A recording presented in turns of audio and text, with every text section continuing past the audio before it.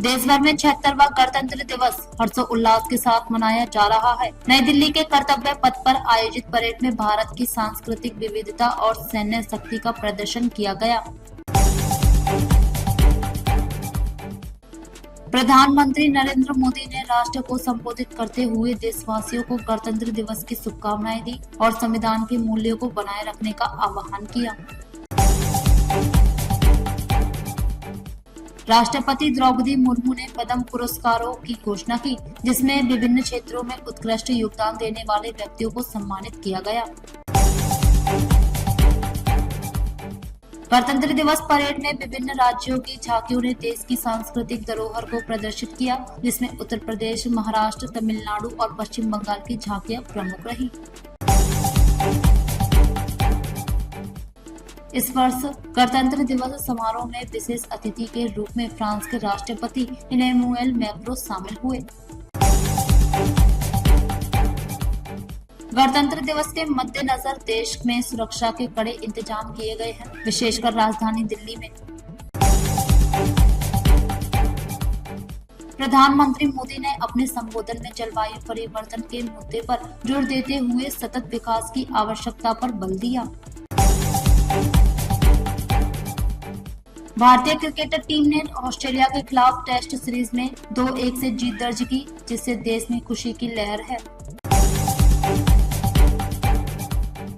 वित्त मंत्री निर्मला सीतारमण ने आगामी बजट सत्र की तैयारियों के संबंध में महत्वपूर्ण बैठकें की। देश में कोविड-19 के नए वेरिएंट के मामलों में वृद्धि देखी जा रही है, जिसके चलते सरकार ने टीकाकरण अभियान को तेज करने का निर्णय लिया है। केंद्रीय शिक्षा मंत्री ने नई शिक्षा नीति के तहत आगामी योजनाओं की घोषणा की, जिसमें डिजिटल शिक्षा पर विशेष ध्यान दिया जाएगा।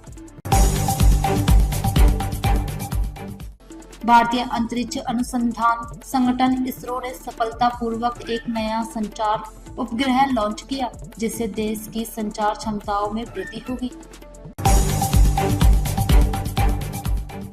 गंगा सफाई अभियान के तहत सरकार ने नए कदम उठाने की घोषणा की है, जिसमें स्थानीय समुदायों की भागीदारी बढ़ाई जाएगी। सरकार ने किसानों के लिए नई सब्सिडी योजनाओं की घोषणा की है, जिससे कृषि उत्पादन में वृद्धि की उम्मीद है। मेक इन इंडिया पहल के तहत देश में नए विनिर्माण संयंत्रों की स्थापना की जा रही है, जिससे रोजगार के अवसर बढ़ेंगे। गणतंत्र दिवस के अवसर पर देश में पर्यटन स्थलों पर विशेष कार्यक्रम आयोजित किए जा रहे हैं, जिससे पर्यटकों की संख्या में वृद्धि हुई है।